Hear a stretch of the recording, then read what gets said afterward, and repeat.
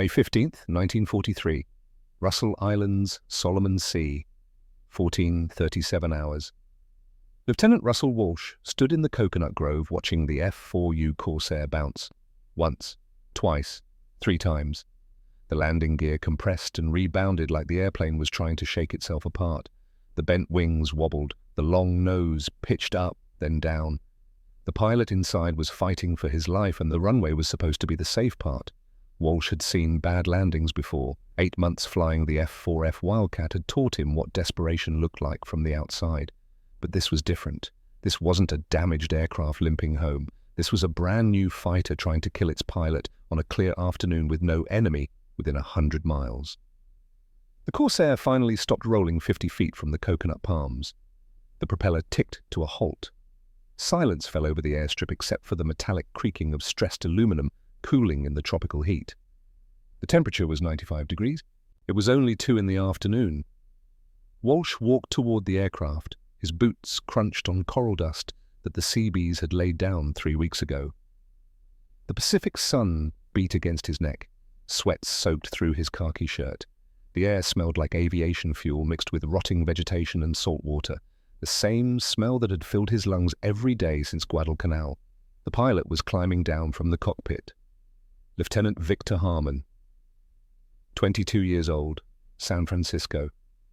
First time in a Corsair. His legs were shaking so badly he almost fell off the wing root. His flight suit was dark with sweat. His hands trembled as he unbuckled his parachute harness. Harmon looked like he'd aged 5 years in 20 minutes. Walsh understood. He'd just watched from the ground what Harmon had experienced from the cockpit. The Corsair didn't fly like other airplanes. It flew like it had a personal vendetta against whoever was stupid enough to sit in the pilot's seat. Sergeant Tony Russo walked up beside Walsh. Russo was 34, mechanic, Detroit. He'd been keeping Marine aircraft flying since Guadalcanal, back when the runway was still mud and the Japanese bombed them twice a day. Russo had seen every type of American fighter that made it to the Pacific. Wildcats, P-40S, P-39s. He'd patched bullet holes and replaced engines and scraped blood out of cockpits. He spat tobacco juice near the Corsair's main gear and shook his head. "Never seen anything like this monster," Russo said. Walsh nodded. Monster was the right word. The F-4U Corsair sat there on the coral, looking like somebody's fever dream of what a fighter plane should be. The nose stretched forward forever, housing a Pratt & Whitney, a 2800 double Wasp engine. 18 cylinders arranged in 2 rows, 2,000 horsepower, more power than any single-engine fighter America had ever built. The engine alone weighed as much as some European fighters fully loaded. The wings bent upward from the fuselage in an inverted gull shape, bent like a seagull's wings mid-flight. The engineers said it was to keep the landing gear short while still clearing the massive propeller. Walsh thought it looked wrong, unnatural, like the airplane was permanently tensed for a fight. 4 tons empty, 14,000 pounds loaded with fuel and ammunition. That was 3,000 pounds heavier than the Wildcat Walsh had been flying. 3,000 pounds of additional metal that had to somehow stay in the air. The cockpit sat far back on the fuselage, so far back that when the tail was down, the pilot couldn't see over the nose, couldn't see the runway, couldn't see where he was going. Taking off in a Corsair meant pointing 1,800 horses in a direction you hoped was straight and praying you didn't ground loop before you got the tail up. But the real story was the guns. 6 Browning M2 50 caliber machine guns, 3 in each wing, 400 rounds per gun, 2,400 rounds total. Each 50 caliber round was ½ an inch in diameter and weighed nearly 2 ounces. The API rounds, armor-piercing incendiary, had a core that burned at 3,000 degrees Fahrenheit, hot enough to ignite fuel vapor, hot enough to melt aluminum. The M2 Browning fired at 1,200 rounds per minute. 6 guns meant 7,200 rounds per minute combined, 120 rounds per second, 24 pounds of lead leaving the airplane every second when all 6 guns fired together. Walsh had watched the armament crews bore sight the guns yesterday. Russo and his mechanics had set the convergence at 300 yards, all 6 streams of bullets meeting at a single point in space. At convergence, the impact area was 18 inches in diameter, about the size of a dinner plate, 24 pounds per second, hitting a target the size of a dinner plate. On paper, the F-4U Corsair was the most powerful fighter aircraft America had built. In practice, it was killing more Marines than Japanese. Harmon finally made it to the ground. He pulled off his leather flight helmet. His hair was plastered to his skull with sweat.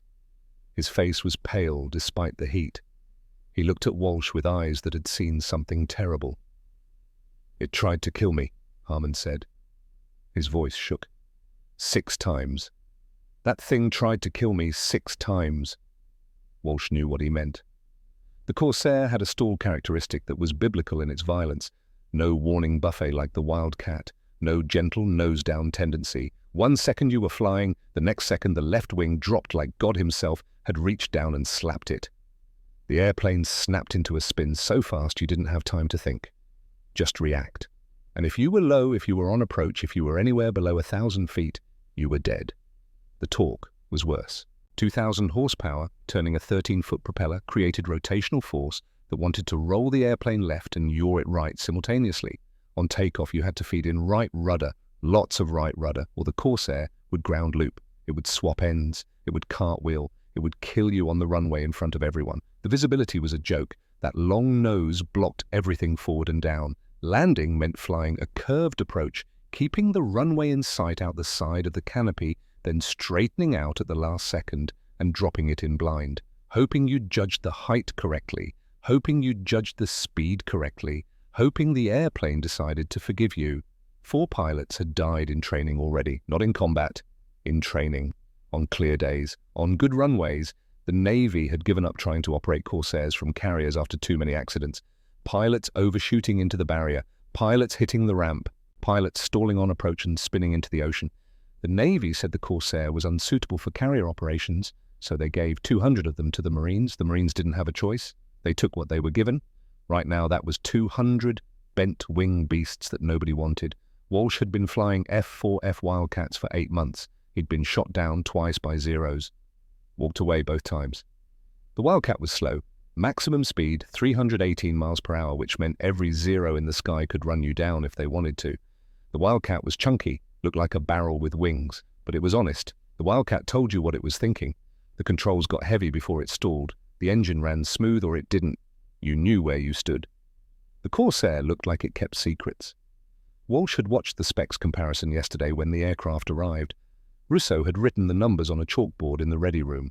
Wildcat Pratt and Whitney R1830 engine, 1,200 horsepower, 7,952 pounds loaded, maximum speed 318 miles per hour, 450 caliber machine guns, rate of climb 2,300 feet per minute. Corsair Pratt and Whitney R2800 engine, 2,000 horsepower, 14,000 pounds loaded, maximum speed 417 miles per hour, 650 caliber machine guns, rate of climb 3,120 feet per minute.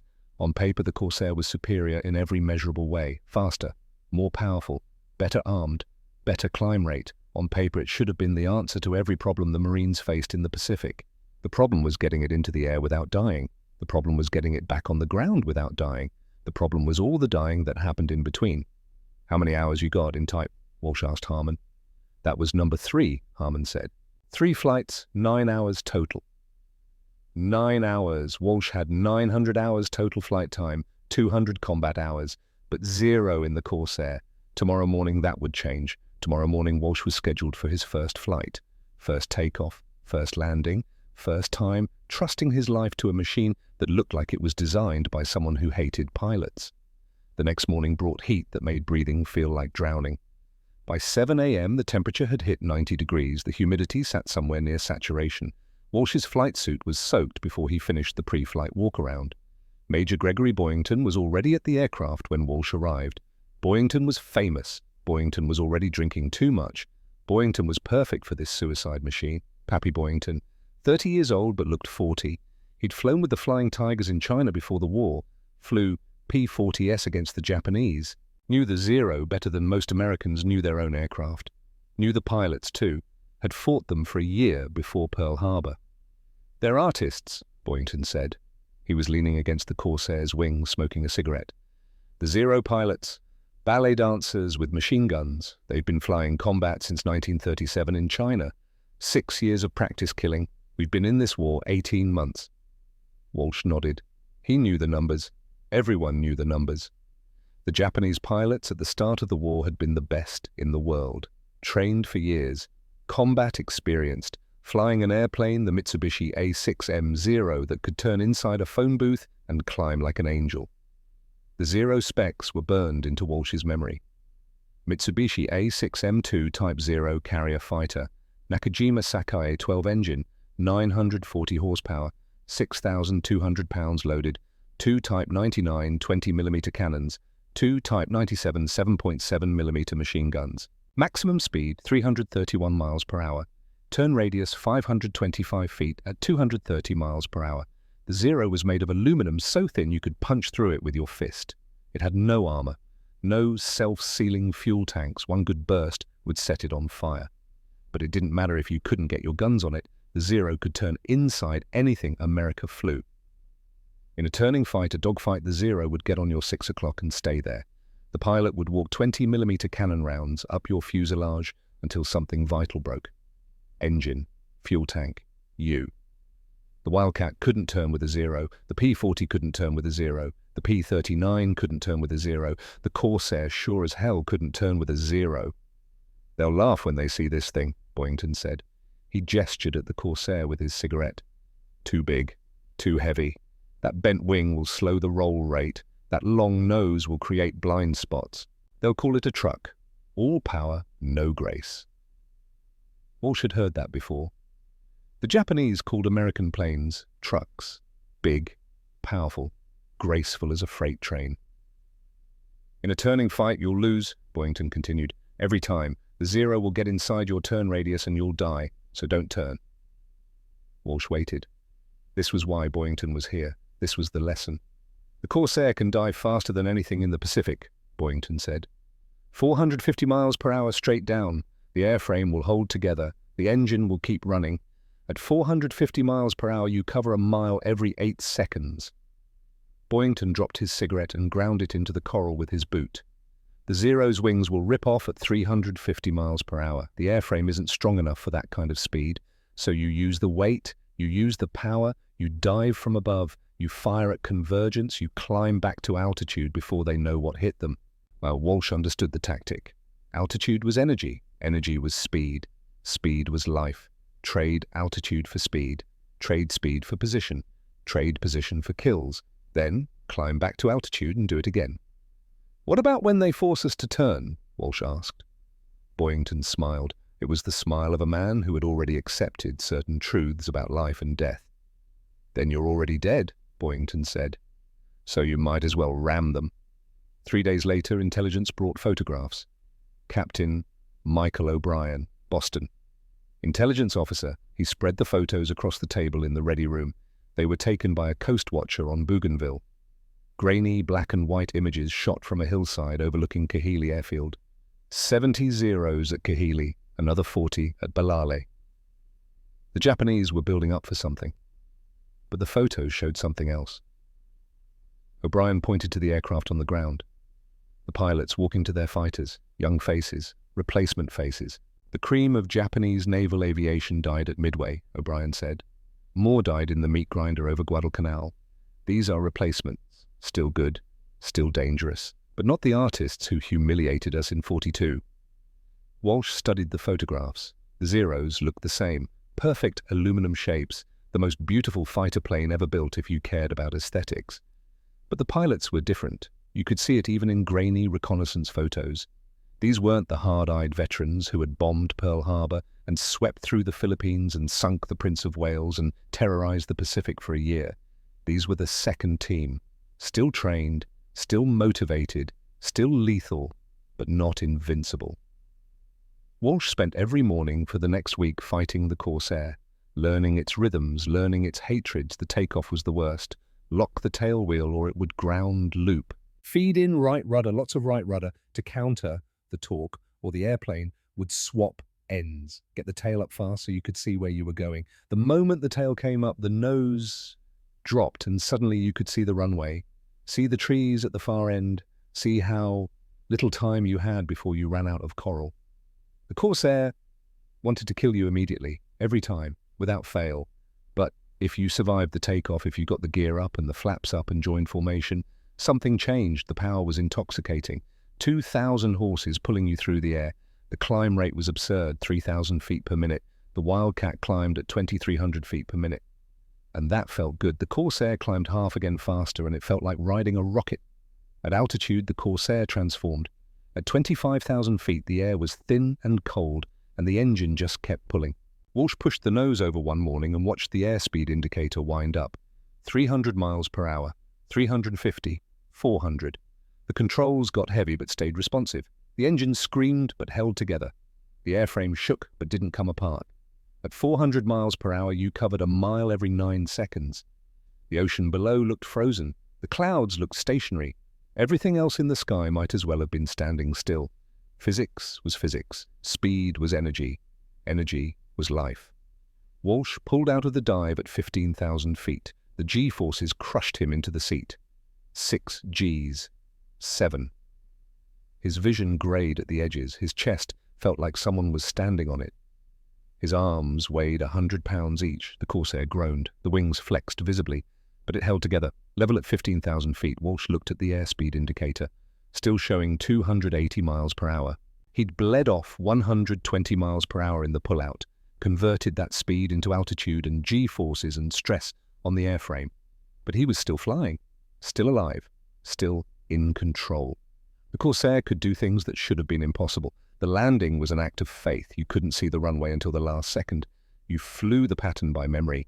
Downwind leg parallel to the runway, base leg perpendicular. Final approach lined up, the nose blocked everything. You looked out the side of the canopy, kept the runway in sight, judged the height by memory and experience and prayer. Then you straightened out and dropped it in blind. Hoped the height was right, hoped the speed was right, hoped the airplane forgave you. Walsh bounced his first 3 landings, bounced hard enough that Russo inspected the landing gear for cracks, but he didn't ground loop, didn't cartwheel, didn't die. That counted as success. June 30th, 1943. First combat mission. 16 Corsairs escorting bombers to Munda. Walsh's hands shook as he strapped into the cockpit. Not fear, adrenaline, his body knowing what was coming before his mind admitted it. 2,000 horsepower vibrated through the control stick. The engine was already hot. Russo and his mechanics had warmed it up. Checked the magnetos, topped off the oil. The smell of high-octane fuel filled the cockpit.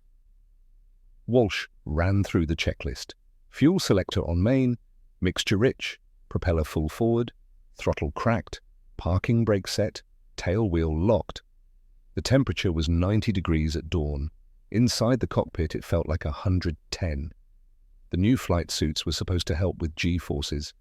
Mostly, they just made you sweat. Walsh released the parking brake, fed in throttle. The Corsair wanted to kill him immediately. Torque pulled left. The tail swung right. Too much rudder and he'd ground loop. Not enough, and he'd hit the ready shack. The airplane was trying to murder him in front of everyone, and they hadn't even left the ground yet. 70 miles per hour. The tail came up. Suddenly Walsh could see. Runway, trees, sky. The Corsair lifted off at 90 miles per hour. Gear up, flaps up, join formation. Climbing through 10,000 feet, the temperature dropped to 60 degrees. Walsh's sweat froze. The oxygen mask iced over. At 20,000 feet, it was 20 below zero. Walsh's body couldn't decide if it was freezing or overheating. Both, probably. The Corsair didn't care. That big engine just kept pulling. 25,000 feet. The air so thin, Walsh could see the curvature of the Earth. The ocean below looked like a painted map. Blue water, green islands, white clouds. No sign of the enemy. They crossed New Georgia at 25,000 feet. The jungle looked peaceful from 5 miles up. Just a green carpet stretching to blue water. No indication that men were down there killing each other. No sign of the war. Then Victor Harmon's voice crackled through the radio. "Zeros, 2 o'clock high." Walsh looked up, couldn't see them. Then the sun flashed on aluminum. 15 aircraft, maybe 20, 3,000 feet above. Perfect position for a diving attack. The Japanese had the advantage. Altitude, position, numbers. Boyington's voice came through the radio. Calm, like he was discussing the weather. "Nobody turns. When they dive, we dive straight down. They can't follow." The Zeros peeled off in pairs, graceful as dancers. Walsh had 5 seconds to appreciate their beauty, the way they moved through the air, the perfect spacing, the coordinated attack. Then they were trying to kill him. Red tracers floated past the canopy. 20mm cannon rounds, each one the size of a thumb. One hit would blow a hole you could put your head through. 2 hits would saw off a wing. 3 hits would vaporize the cockpit. Walsh pushed the stick forward. The Corsair nosed over into a 70-degree dive. The airspeed indicator started winding up. 300 miles per hour, 350, 400. The Zero behind him tried to follow. Walsh could see it in his mirror, getting smaller. The Japanese pilot was good. Held the dive longer than Walsh expected. 300 miles per hour, 320, 340. Then the Zero pulled out. Had to. Another 10 miles per hour and the wings would fold. The airframe would come apart. The pilot would die. Walsh kept diving. 420 miles per hour, 430. The jungle rushed up. Altitude unwinding. 15,000 feet, 10,000, 5,000. Pull out. Walsh hauled back on the stick. The G-forces crushed him into the seat. 6 Gs. 7. His vision went grey at the edges. Turned tunnel. Turned black and white. The Corsair groaned. Metal screaming, but it held together. Level at 2,000 feet, Walsh looked back. No Zero. They couldn't follow into those dives. The speed would kill them before they could kill him. Physics was physics. The Corsair weighed 7,000 pounds more than a Zero. That weight was a curse on takeoff. A curse in turns. But in a dive, that weight was salvation. Victor Harmon wasn't so lucky. Walsh watched pieces of aluminum peel off Harmon's left wing. A 20mm round had punched through just outboard of the gun bay. Hydraulic fluid streamed behind the aircraft in a fine mist that caught the sunlight. Rainbow colors against blue sky. Beautiful and terrible. Harmon's voice came through the radio. Steady, calm. Hydraulics gone. No flaps for landing. Coming in hot. No flaps meant no way to slow down. The Corsair landing speed with flaps was 90 miles per hour. Without flaps, it was 135, maybe 140. The runway at Russell Islands was 5,000 feet of crushed coral, barely long enough for a normal landing. Not nearly long enough for this. Walsh followed Harmon down, watched more pieces of wingskin flutter away. The Corsair was tough, built like a brick, but it wasn't invincible. Enough 20mm rounds would tear anything apart. Harmon lined up on final approach.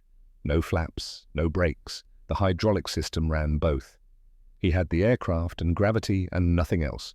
100 feet, 50, 20. The Corsair touched down at 135 miles per hour. The tires screamed. Smoke poured off the rubber.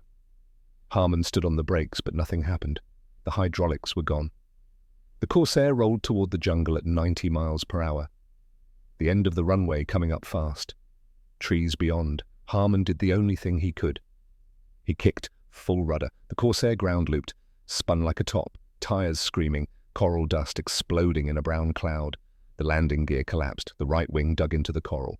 The airplane cartwheeled once and stopped 50 feet from the trees. Harmon crawled out, flight suit torn, blood running from his nose, but alive.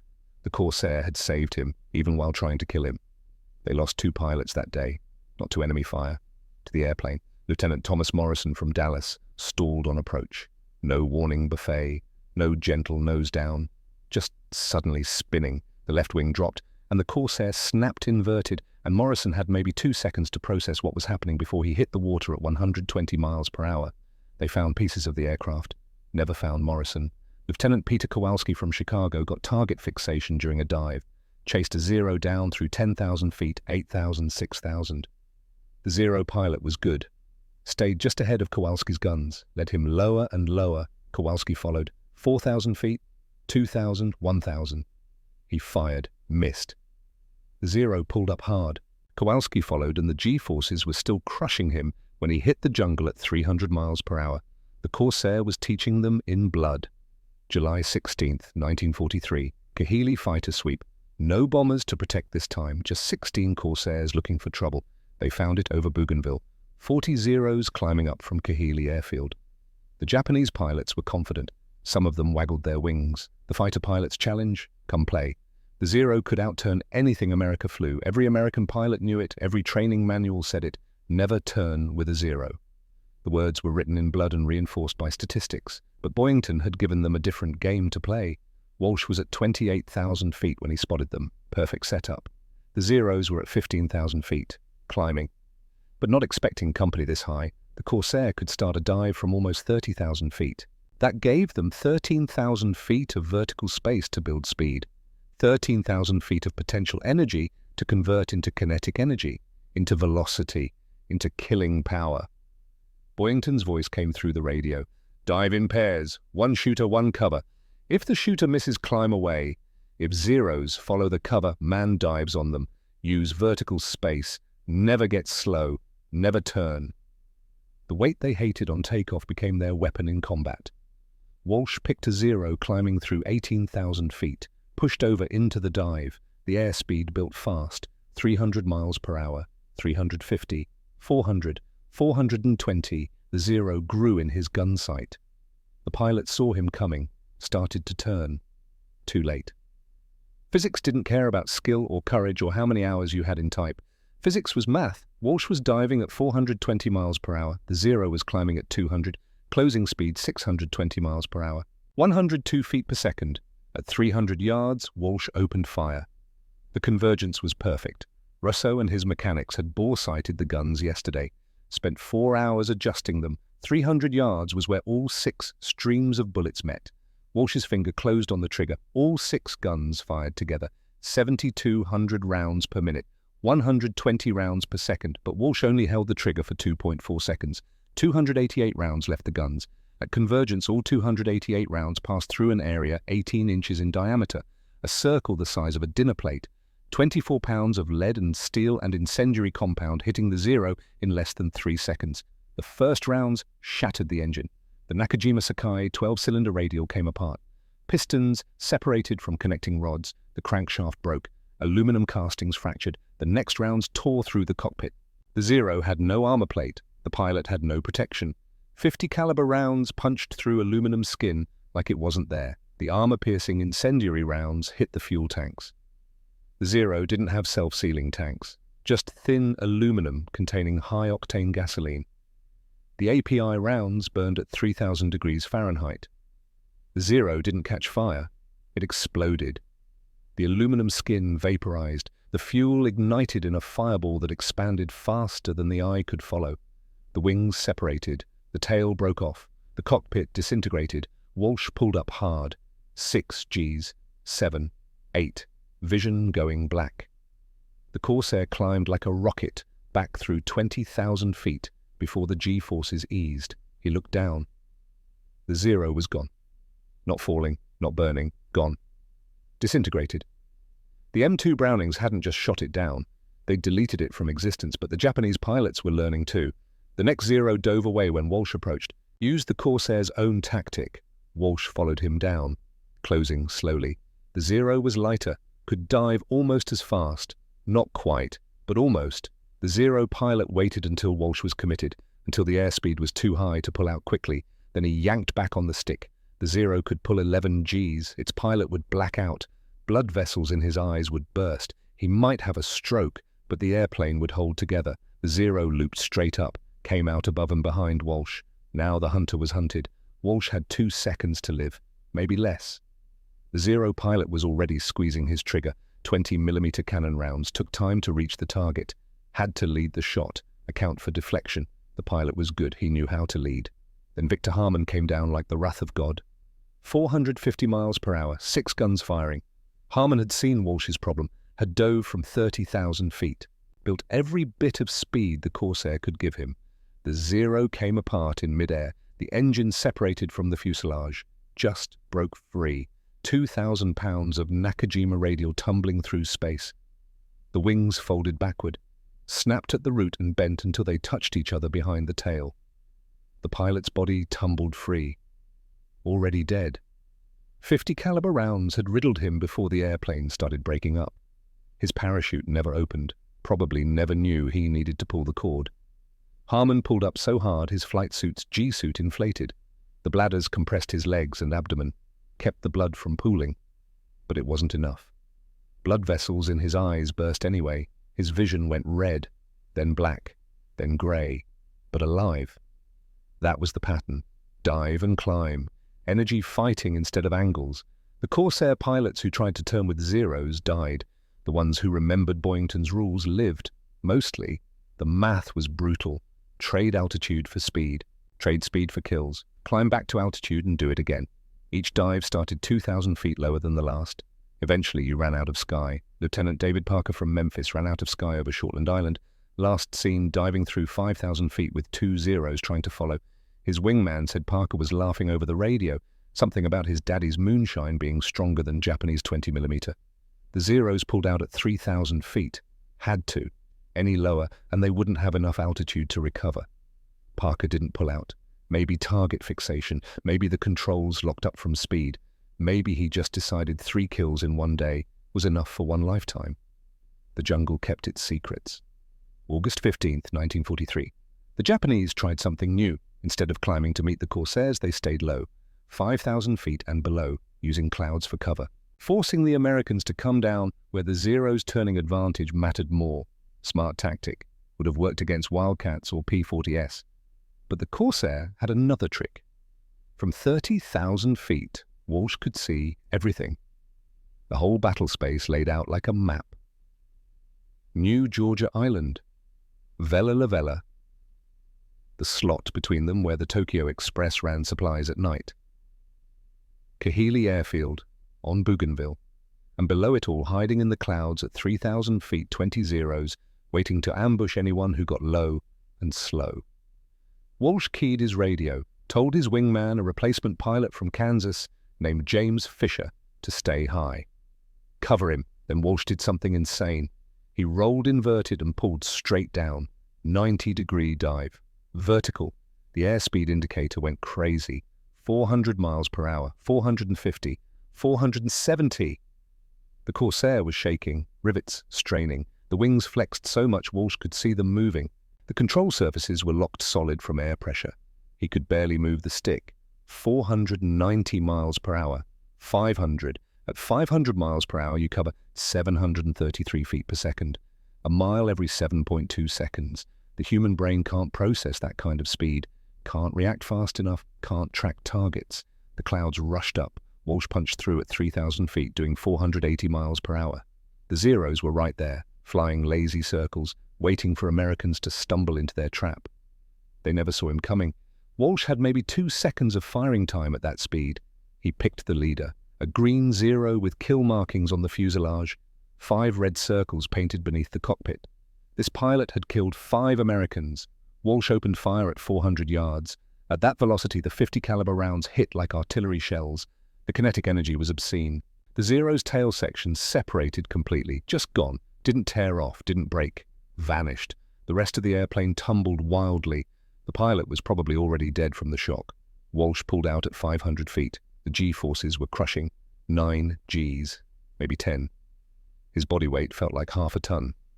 The flight suit's bladders inflated so hard they bruised his legs. His vision went red. Blood forced into his head. Capillaries bursting in his eyes. The Corsair's wings bent visibly. Walsh could see them flexing through the canopy, could see the aluminum skin rippling from stress. But they held. Climbing back through 8,000 feet, Walsh checked his ammunition counters. 300 rounds per gun. 1,800 total, enough for 2 more passes, maybe 3 if he was disciplined.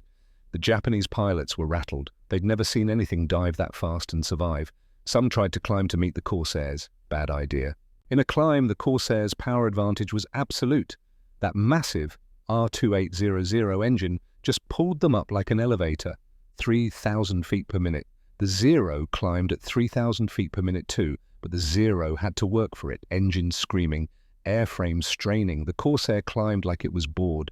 Other Zero pilots dove for the deck, trying to escape, but the Corsair could follow them down, could gain speed every foot of the dive. At low altitude, with no room to maneuver, the Zero's advantages disappeared. One Japanese pilot tried something clever. As Walsh dove on him, the Zero pilot cut his engine and deployed full flaps. Airspeed dropping instantly from 200 miles per hour to 90. Instant deceleration. The Zero went from flying to nearly hovering. Walsh overshot by a mile. The Corsair blazing past at 400 miles per hour. For 2 seconds, maybe 3, the Zero pilot had a perfect deflection shot. He fired. 20mm cannon rounds reached out, but the deflection was too much, the closing speed too high. The rounds passed behind Walsh's tail by 20 feet. Then Walsh used the Corsair's power to zoom climb, 3,000 feet per minute straight up. Vertical climb, converting speed into altitude. The Zero tried to follow. The pilot was good, brave. He pointed the nose up and followed Walsh into the vertical. The Zero stalled at 60 degrees nose up, just quit flying. The engine couldn't produce enough power. The wing couldn't generate enough lift. The aircraft fell away like a leaf, tumbled backward, went into a spin. The pilot recovered at 2,000 feet, got the engine running, got the aircraft flying again. But by then, Walsh was back at 12,000 feet, setting up for another dive. They landed with fuel gauges on empty. Gun barrels burned white hot from sustained firing. Hydraulic fluid leaking from overstressed systems. The Corsairs looked like they'd been through a war, because they had. 7 Zeros confirmed destroyed. No Corsairs lost.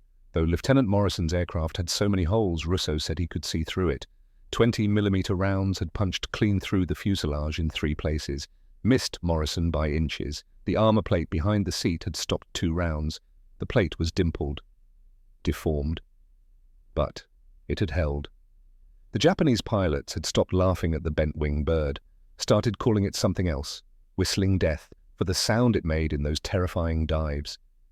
The air passing through the oil coolers created a scream, a whistle that rose in pitch as the Corsair accelerated. The last sound many Japanese pilots heard. But the cost was showing, not just in aircraft, in pilots.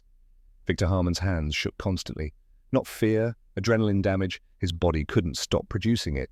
The adrenal glands were stuck in combat mode, dumping hormones into his bloodstream 24 hours a day. He'd wake up at 3 a.m. with his heart racing, hands trembling, covered in sweat. Walsh had lost 30 pounds, down from 170 to 140. The stress of wrestling the Corsair, the G-forces compressing his spine, the constant edge of death-burning calories his body couldn't replace. Dr. Aaron Weinstein tried to explain it. Weinstein was from Baltimore, Navy flight surgeon. He'd been watching the Corsair pilots deteriorate for 2 months. The human body wasn't designed for 10G pullouts, Weinstein said. Blood vessels burst, organs shift position, joints compress. Every combat mission ages you physiologically. We're seeing stress fractures in vertebrae, hemorrhaging in the eyes. Your bodies are consuming themselves. Walsh didn't need a doctor to tell him that. He could feel it. The fatigue that went beyond tired, the way his hands shook when he tried to light a cigarette, the way food tasted like nothing, the way sleep brought dreams of falling and burning and friends who weren't coming back. September the 3rd, 1943. Intelligence reported something big moving. 150 Zeros converging on Rabaul. The Japanese were planning something, maybe another run at Guadalcanal, maybe an attack on the new American bases at Vella La Vella. Whatever it was, those Zeros had to be stopped. The problem was range. Rabaul was at the edge of the Corsair's combat radius, 380 miles from Russell Islands. The Corsair had a combat radius of 200 miles on internal fuel. That meant they'd have maybe 10 minutes over target before fuel forced them home, 10 minutes to fight 150 Zeros. The math didn't work. Boyington had an idea. Crazy, but all his ideas were crazy. Belly tanks, external fuel tanks mounted under the fuselage, 175 gallons of additional fuel. Use them to get there, drop them before combat, fight on internal fuel.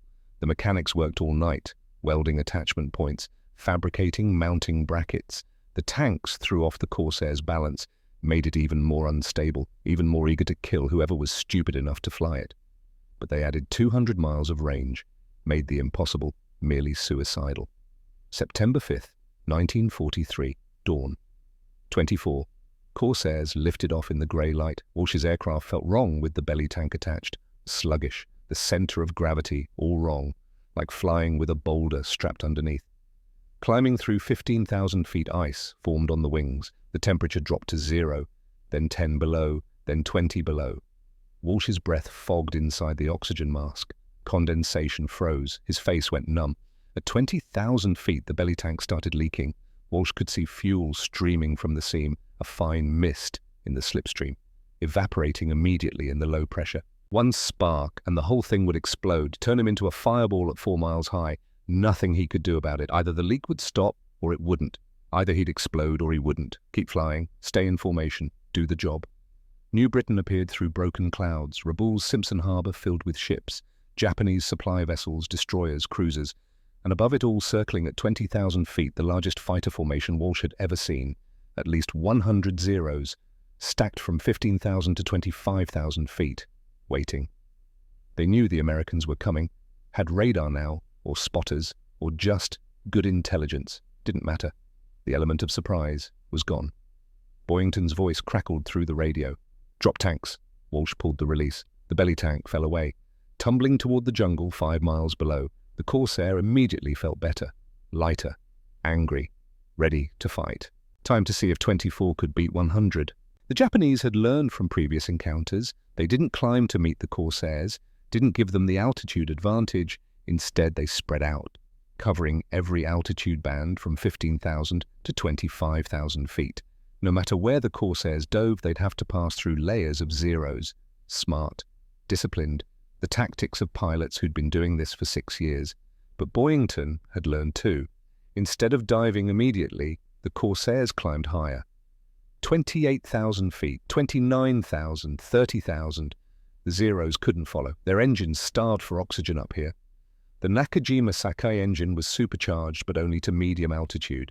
At 30,000 feet, it produced maybe 600 horsepower. Not enough. The Zeros wallowed, mushed through the thin air, couldn't maintain formation. The Corsairs circled above them, looking down on the enemy formation like eagles watching mice. Then Boyington gave the order. Not a mass dive. Sequential attacks. 4 Corsairs dive while 20 cover. As the first 4 climb away, the next 4 dive. Continuous pressure, continuous attacks. The Zeros would never get a moment to regroup, never get a chance to coordinate. Walsh was in the 3rd wave. He watched the first 2 groups tear through the Japanese formation. Zeros scattering, trying to climb, trying to pursue. Chaos. Perfect chaos. His turn. Nose over. Dive angle 70 degrees, airspeed building. 350 miles per hour. 400, 420, 440. A Zero appeared in his gun sight, trying to dodge left. The pilot had seen Walsh coming, was reacting. Good pilot. Experienced. Not good enough. Walsh kicked right rudder, lined up, fired. 2-second burst, 240 rounds. At 440 miles per hour, the convergence was slightly off. The guns were bore-sighted for 300 yards at 400 miles per hour. At 440, the bullets converged at 280 yards. Walsh was firing at 300 yards. The stream was slightly dispersed. Instead of 18 inches, it was maybe 24 inches. 2 feet instead of 18 inches. Still enough. The armor-piercing incendiary rounds looked like laser beams at this speed. Tracer compounds burning, leaving streaks of light through the air. The Zero's left wing folded first, then the right. The fuselage spun wildly. The pilot trapped inside. No time to bail out, just tumbling toward the ocean 4 miles below. Pull out at 8,000 feet, vision going black from G-forces, the flight suit's bladders crushing his legs, his chest. 7 Gs, 8, maybe 9. Climb back to altitude. Kenneth Stewart was still with him. Good wingman. The math teacher from Kansas who'd replaced the dead pilots. Stewart flew like he taught. Precise, methodical. Never made the same mistake twice. Below the sky was full of burning airplanes, mostly Zeros, but some Corsairs too. Lieutenant Frank Patterson from Rhode Island had tried to turn with a Zero. Walsh saw it happen. Patterson got fixated on a kill, followed the Zero into a turning fight. The Zero could turn inside a phone booth. Patterson's Corsair couldn't. The fight lasted maybe 10 seconds. The Zero got on Patterson's tail. 20mm cannon rounds walked up the fuselage. The Corsair's armor plate saved Patterson for another 5 seconds. Stopped 3 rounds, but then a round found the oil cooler. The engine seized instantly. Went from 2,800 RPM to 0 in less than a second. The propeller locked. The Corsair nosed over. Patterson bailed out over Simpson Harbor. Bad place to land. Japanese-controlled water. Japanese ships everywhere. Walsh watched Patterson's parachute drift down. Watched a Japanese destroyer maneuver beneath it. Watched the parachute hit the water. Watched the deck guns open fire. They shot him in the parachute while he was hanging in the harness, defenseless. They shot him like he was a clay pigeon. Patterson's parachute collapsed, the white canopy turning red. The body fell into the water and didn't surface. Walsh felt something cold settle in his chest. Not rage, colder than rage. This was what war looked like when the pretense fell away, when honor died, when it was just killing. The battle lasted 12 minutes, felt like 12 hours. When Boyington called withdrawal, Walsh had 60 rounds left per gun. 360 rounds total, barely enough for one pass. Not enough to make a difference. The fuel gauge showed 30 minutes to empty. Treasury Island emergency strip was 40 miles closer than Russell Islands. Maybe they could make it. Maybe. The flight back was quiet, everyone counting fuel, computing distance, calculating survival. The Corsair burned fuel at different rates depending on power settings. Full throttle in combat, 90 gallons per hour. Cruise power, 20 gallons per hour. The difference between living and dying. Walsh leaned the mixture until the engine coughed, dropped the RPM to minimum cruise, 1600 RPM, the engine barely turning over, glided when possible. Every mile stretched their luck thinner. The fuel gauge was mechanical, not always accurate. Walsh had 50 minutes of fuel according to the gauge. Treasury Island was 48 minutes away at current speed and power setting. 2 minutes margin, 120 seconds between landing and walking home versus ditching in the ocean and hoping the rescue boats found you before the sharks did. Victor Harmon ran out of fuel 60 miles from Treasury Island. His voice came through the radio, calm, matter of fact. "Engine quitting, going in, see you boys later." He pushed the nose down, looking for the best spot to ditch. The ocean looked calm from altitude. It wasn't. Swells ran 8 to 10 feet.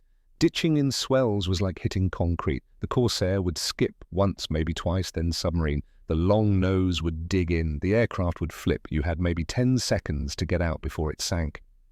Harmon picked a stretch of relatively calm water, lowered the flaps to slow down. The hydraulics were working today. Small mercies. He hit at 90 miles per hour. The Corsair skipped once, twice, then the nose dug in. The tail came up. The aircraft flipped inverted and went under. Walsh circled overhead, watching, counting seconds, 10, 15, 20. Harmon's head broke the surface. He was swimming. The Mae West life preserver inflated, bright yellow against blue water. A Catalina flying boat would pick him up 3 hours later. By then the sharks had been circling for 2 hours. Harmon still had his .45 caliber pistol. Put rounds in the water whenever they got close. The pistol wouldn't kill a shark, but the noise and splash made them cautious. 3 hours in the water. Sharks circling. But alive, Walsh's engine quit on final approach to Treasury Island. No warning, no coughing, no sputtering. Just suddenly a glider, the propeller windmilling, all the noise gone, just wind rushing past the canopy. Too low to bail out, too fast to survive a crash. The runway was right there, 300 yards ahead. But the Corsair without power dropped like a stone. Walsh did mental math. Descent rate versus distance. Glide ratio versus required altitude. Not going to make it. Going to hit the trees 50 yards short of the runway. The trees were 60 feet tall, coconut palms. The trunks were like concrete. Hitting them at 80 miles per hour would be the same as hitting the ground. Kenneth Stewart saw it happening, did something impossible. Stewart dove his Corsair underneath Walsh's gliding aircraft, pulled up close, maybe 50 feet of separation. Then he waggled his wings violently. Full deflection left, then right, then left again, as hard and fast as he could move the stick. The wingtip vortices from Stewart's wings created rotating columns of air, invisible tornadoes spinning off each wingtip. The upward-moving side of each vortex generated lift, positive vertical airflow. Walsh's Corsair entered the disturbed air. The left wing caught the vortex from Stewart's right wing. Sudden lift. The aircraft rose, not much, maybe 12 feet, but 12 feet was enough. Walsh cleared the trees by 9 feet, close enough to see individual coconuts, close enough to hear branches scraping the belly. The Corsair slammed onto the runway, gear already retracted to reduce drag. Belly landing, metal screaming on coral, sparks flying. The aircraft slid 800 feet before friction brought it to a stop. Walsh climbed out, legs shaking, watched Stewart do a victory roll at 50 feet. The crazy math teacher from Kansas had just computed the exact angle and distance to create lifting vortices in combat. Had done the aerodynamics in his head while flying 300 miles per hour. Stewart had studied aeronautical engineering at Kansas State before the war. Never finished his degree, enlisted after Pearl Harbor. But he'd remembered enough fluid dynamics to save Walsh's life with invisible air currents. Score for the day, 31. Zeros confirmed destroyed. 8 Corsairs lost. 5 pilots killed, 3 wounded. Victory, technically. The kill ratio was almost 4 to 1. By any measure, the Americans had won, but they couldn't sustain those losses. The Japanese had pilots to spare. Replacement pilots arriving from Japan every week. Young, eager, less experienced than the veterans who'd started the war, but still dangerous, still trained, still willing to die for the Emperor. The Marines didn't have replacements. Every pilot killed was a pilot who couldn't be replaced. Not quickly, training took months. Combat experience took longer. Walsh looked at the replacement roster after the mission. 6 names. Average flight time, 18 hours. Average age, 19, 18 hours. Walsh had 1,800 hours. These kids had barely learned to land without dying. That night, Walsh couldn't stop his hands from shaking. Not fear. Not anymore. Something else. His body had forgotten how to be normal, how to not produce adrenaline every second. The adrenal glands were stuck on, dumping hormones into his bloodstream constantly. Heart rate at rest 118 beats per minute. Normal was 70. Dr. Weinstein tried to explain it again, used words like sympathetic nervous system and catecholamine regulation and adrenal fatigue, medical terms that meant Walsh's body was eating itself from the inside. Your body thinks it's dying, Weinstein said. Every minute of every day, it thinks it's dying, so it floods you with stress hormones, fight or flight chemicals, but there's nowhere to run, nothing to fight. The chemicals just accumulate. Your heart is working double time. Your metabolism is burning 3,000 calories a day just sitting still. You're consuming your own muscle tissue for energy. Walsh had lost another 10 pounds since July, down to 130 from 170. His uniform hung loose. His face was gaunt, eyes sunken. He looked like a skeleton wearing skin, but he kept flying. October brought worse weather and shifting tactics. The Japanese stopped playing the Corsairs' game. No more high-altitude gatherings, no more climbing to meet the Americans. Now they flew in small groups, low altitude, using weather fronts for cover, forcing the Americans to come down where turning mattered. The Corsair pilots adapted, started working in larger teams, 8-plane flights instead of 4, half diving while half covered, always someone with altitude advantage, always someone high enough to dive on anyone who got in trouble. But the Japanese had another weapon. Night attacks, single bombers flying so low they were invisible to radar, dropping their loads and disappearing before fighters could scramble. The bombs weren't the real weapon. The real weapon was sleep deprivation. Every night, air raid sirens, sometimes real attacks, sometimes false alarms, sometimes just a single bomber circling overhead for an hour, keeping everyone awake, keeping everyone on edge. The pilots averaged 3 hours of sleep per night, sometimes less. Exhaustion accumulated, made them sloppy. Sloppy got you killed. Lieutenant Roger White from Oregon got sloppy on October 15th. Forgot to check his 6 o'clock position during a dive. Basic mistake. The kind of mistake you make when you've been awake for 36 hours and flown 3 missions and your hands won't stop shaking. The Zero was waiting exactly where training said it would be. The Japanese pilot was good, patient, let White commit to the dive, let him get tunnel vision on his target, then slid into position behind and below the blind spot. 20mm cannon rounds walked up White's fuselage. The armor plate behind the seat stopped most of them, dimpled, deformed, but held. But one round found the gap, the small space between the seat armor and the fuselage side armor. 3 inches of unprotected space. The round entered just below White's left shoulder blade, tumbled through his chest cavity, exited through the front, taking most of his left lung with it. White stayed conscious long enough to get the Corsair back to base, landed, taxied to the revetment. The courseman tried to get him out of the cockpit, but White was stuck. The blood had pooled, coagulated, glued him to the seat. They cut him free, laid him on the coral. He died, looking at the sky. His last words were about Oregon rain, how he missed it, how it smelled like cedar and earth and home. October 20th almost ended Walsh's war. Routine patrol that turned into an ambush, 12 Zeros hiding in a cloud bank at 8,000 feet. Walsh never saw them coming. First indication was tracers passing his canopy, red balls of light, 20mm. He broke hard left, flight suits, G-suit inflating, vision graying. The Zero followed. This pilot was good. Veteran, didn't overshoot, didn't get eager, just stayed in Walsh's 6 o'clock. The sweet spot, 300 yards back, perfect firing position. Walsh tried everything. Barrel rolls. The Corsair could roll, but not fast. The Zero stayed with him. Chandelle. The Corsair climbed, but the Zero climbed too. Split S. The Corsair dove, and the Zero dove behind it. Nothing worked. The Zero pilot was too good, too experienced. Every move Walsh made, the pilot had seen before, had countered before, was ready for. The next burst would find him. Walsh knew it, could feel it. Death was 2 seconds away, maybe 3. Walsh did the only thing left. Pushed the stick full forward. Negative G maneuver. The most violent thing you could do to an airplane and a human body. The Corsair went inverted, nosed down, negative 3 Gs. Walsh's body slammed against the canopy. The shoulder harness cut into his collarbones. Blood rushed to his head. Felt like his skull would explode. The pressure in his eyes was unbearable, capillaries bursting, vision going red. The Zero pilot hesitated, surprised, half a second of confusion. Who would do that? Who would push negative Gs in combat? Someone desperate, someone with no other options, someone who'd rather die from negative Gs than 20mm rounds. Half a second was enough. Walsh pulled through the bottom of the loop, came up behind the Zero. The tables reversed. Hunter became hunted. One burst, 1.8 seconds, 216 rounds. The Zero's engine exploded, oil and flames, the propeller separated, just flew off, 200 pounds of spinning metal tumbling through space. The fuselage nosed down, started to burn. The pilot never got out, probably killed by the 50 caliber rounds before the engine exploded.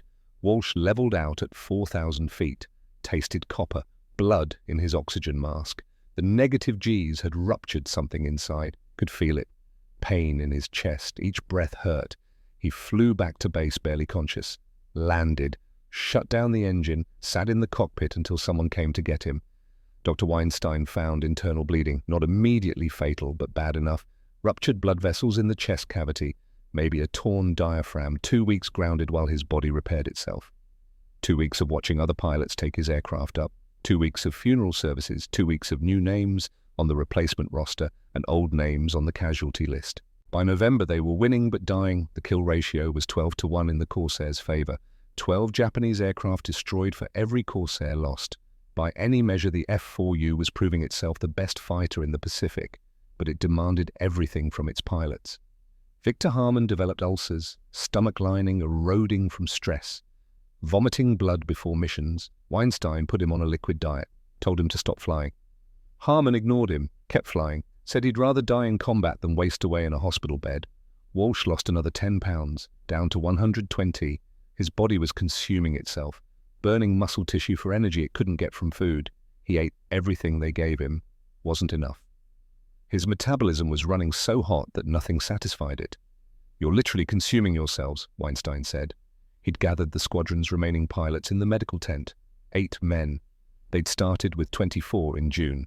"Your bodies are in permanent fight or flight mode, burning 3,000 calories per day at rest. You can't eat enough to compensate, so your bodies are breaking down muscle tissue, converting it to energy. You're cannibalizing yourselves to stay alive." A captured Japanese combat report arrived in late October. Intelligence had found it in the wreckage of a bomber shot down near Bougainville. The translation came through a week later. Walsh read it in the ready room. The words were clinical, professional, but they told a story. Combat Assessment Report. Type 0 fighter versus F-4U Corsair. The enemy's new fighter demonstrates diving speed in excess of our aircraft's structural limitations.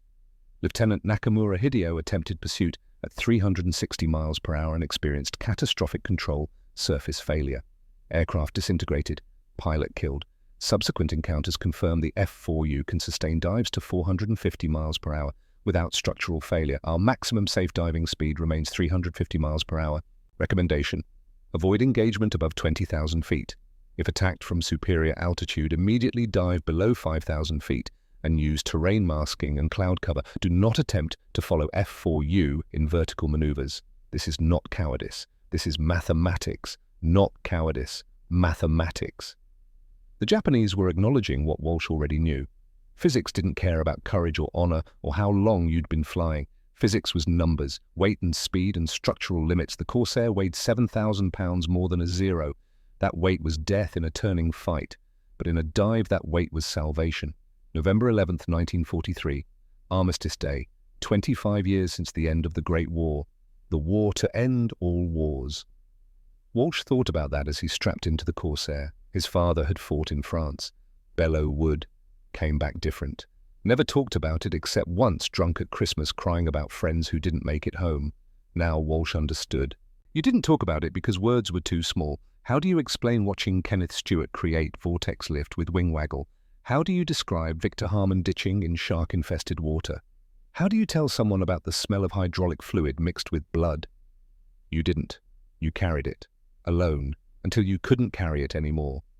The mission was another fighter sweep over Rabaul. The Japanese were getting desperate. Kamikaze wasn't official policy yet, wouldn't be for another year, but some pilots were choosing it anyway. They couldn't outfight the Corsair, they'd ram it. Trade one for one, honor in death. Walsh watched it happen to Kenneth Stewart. They were at 18,000 feet. Stewart had just completed a diving attack. Climbing back to altitude, a damaged Zero engine smoking trailing fuel turned toward him. Deliberately, the Japanese pilot lined up, increased speed, pointed his aircraft directly at Stewart's Corsair. Stewart saw it coming, tried to evade, but the Zero pilot was good, anticipated the maneuver, stayed on course. Both aircraft exploded at 12,000 feet. The combined fireball was bright enough to hurt Walsh's eyes even through the tinted goggles. Metal and fuel and 2 human beings vaporized in an instant. No parachutes, no time for last words, just fire and fragments falling toward the sea. Kenneth Stewart. The math teacher from Kansas who'd saved Walsh's life with turbulence calculations, the man who'd done aerodynamics in his head while flying 300 miles per hour. Gone in a second. Walsh felt something break inside. Not sadness, not rage. Something colder, something final, the part of him that felt things went quiet. He dove on the next Zero with mechanical precision, fired at maximum range, watched it burn, climbed, picked another target, dove, fired, killed. No emotion, no thought, just execution. When they landed, he had 5 kills for the day, 11 total for his career. Official ace status. Boyington slapped his back. The remaining pilots cheered. Walsh felt nothing. He went to his tent, sat on his cot, tried to remember what Stewart's face looked like. Couldn't. December 17th, 1943. The Japanese threw everything at Rabaul one more time. Intelligence reported 200 aircraft, fighters and bombers, the largest air battle of the Solomon campaign. 16 Corsairs would meet them. The odds didn't matter anymore. Walsh was beyond odds, beyond fear, beyond caring. They met the Japanese at 25,000 feet over Simpson Harbor. The sky was full of aircraft, Zeros at every altitude, Betty bombers in formation below them. The targets, the Corsairs dove in sequence. 4 at a time. Walsh lost count of his passes, lost count of his kills. Everything became automatic. Dive, fire, climb, repeat. His guns overheated, the barrels glowed red-hot. He kept firing. An ammunition canister in his left wing exploded. Blew a hole 3 feet wide. The Corsair shook. The left wing dropped. Walsh compensated with aileron. Kept flying. Victor Harmon got hit climbing away from his 3rd run. 20mm round through the engine, direct hit.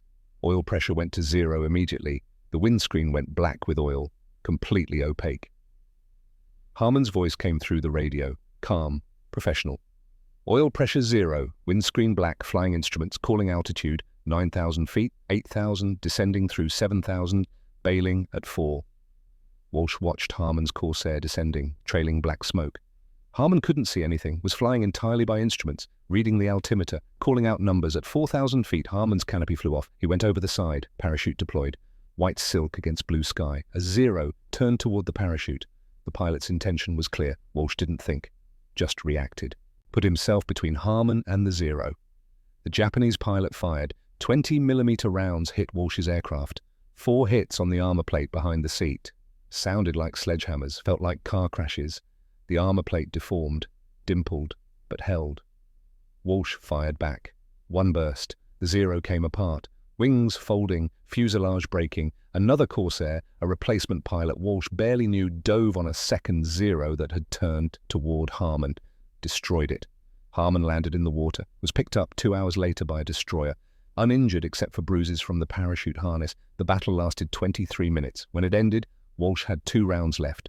Total. 1 round in one gun, 1 round in another. 4 guns completely empty. 2 guns nearly empty.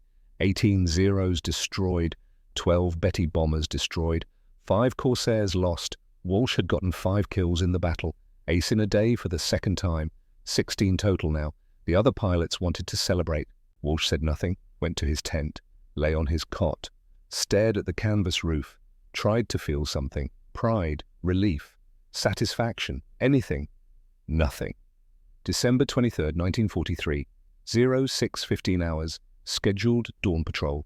Walsh strapped into his Corsair, ran through the checklist by memory. Fuel selector, mixture, propeller, throttle, everything automatic. Muscle memory from 150 sorties. He stared at the instrument panel, the gauges, the switches, the throttle quadrant. Couldn't remember how to start the engine. The knowledge was gone, just erased. He knew he'd done it 1,000 times, knew the procedure was simple. But sitting there in the cockpit, he couldn't remember the sequence. Battery on, fuel pump on, mixture rich. Magnetos, both. Throttle cracked. Prime the engine, energize starter. He knew these words, but they didn't connect to actions, didn't mean anything. Walsh sat there, hands on the controls, mind blank.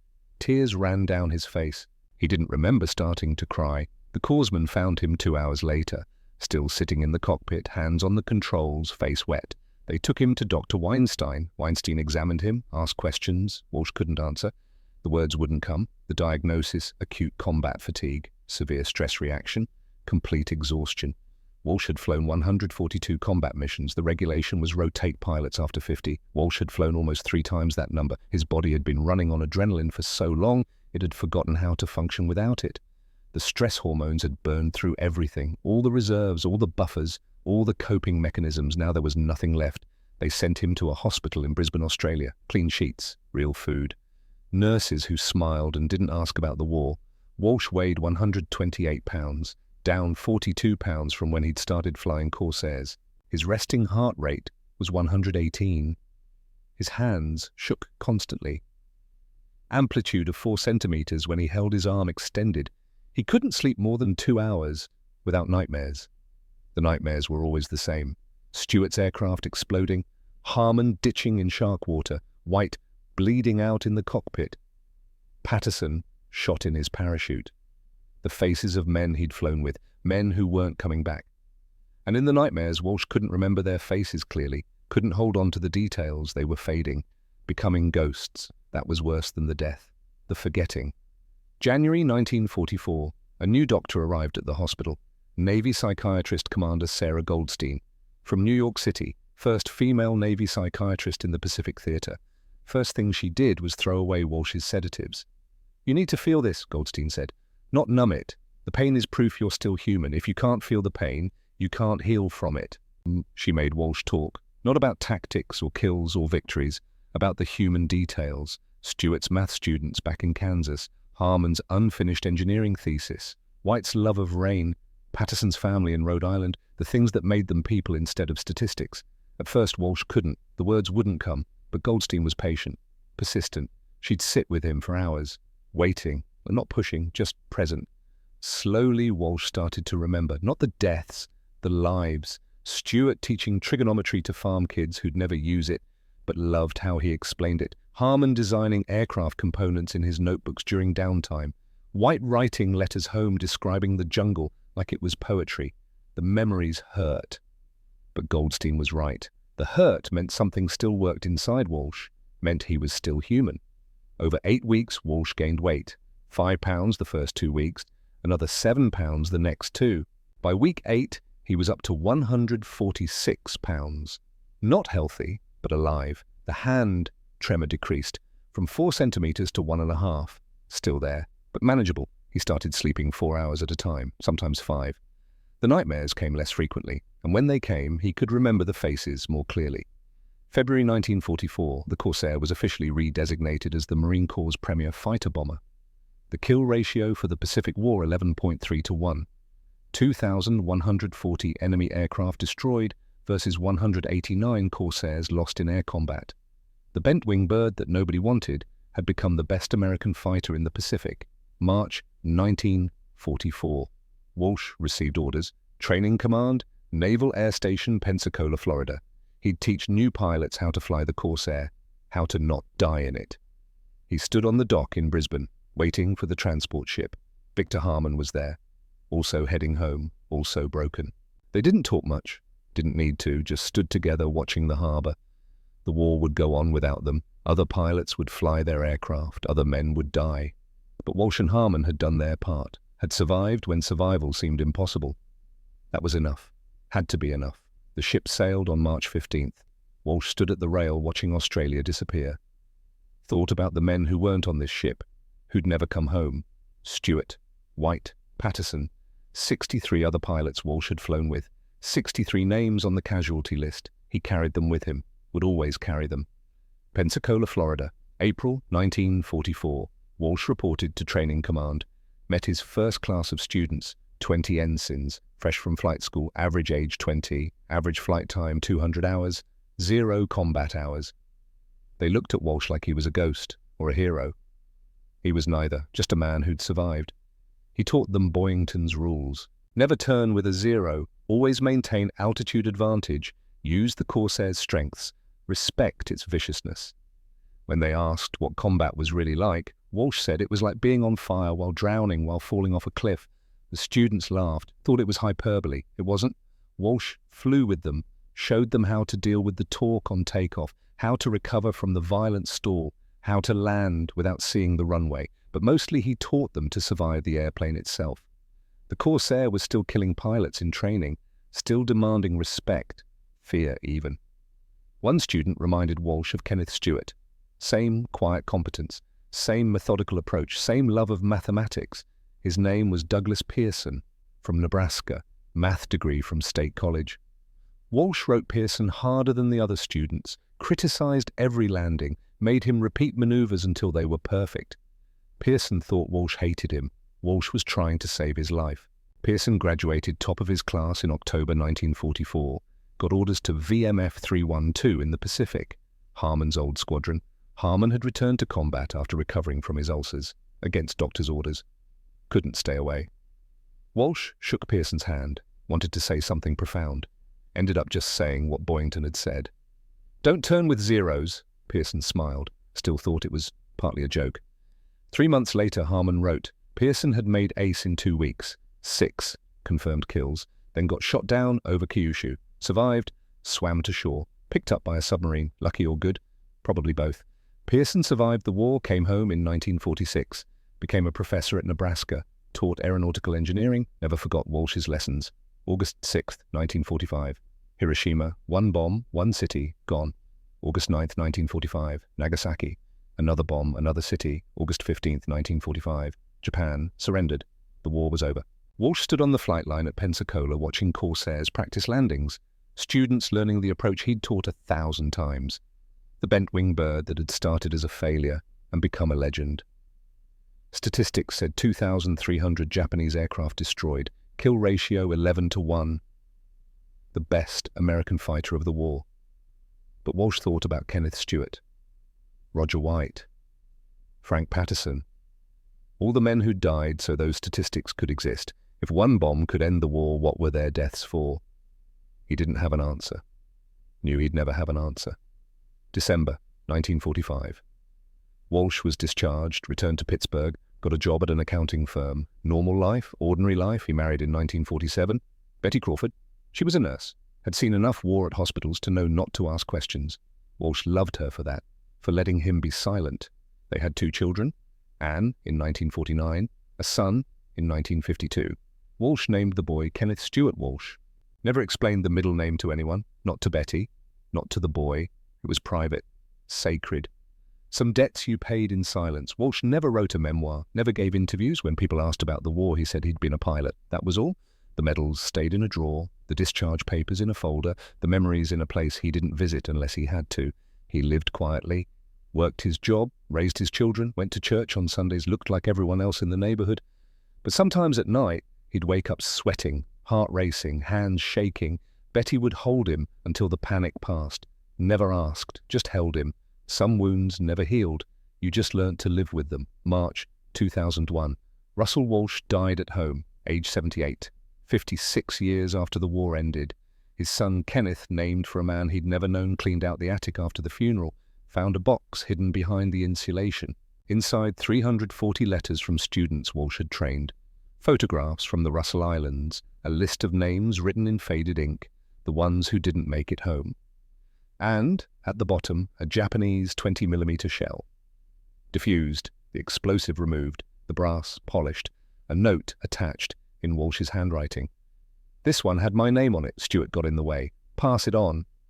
Kenneth didn't understand, never knew his father had been an ace, never knew about the 11 kills, never knew he'd been decorated, never knew he'd been broken and rebuilt and carried ghosts for 56 years.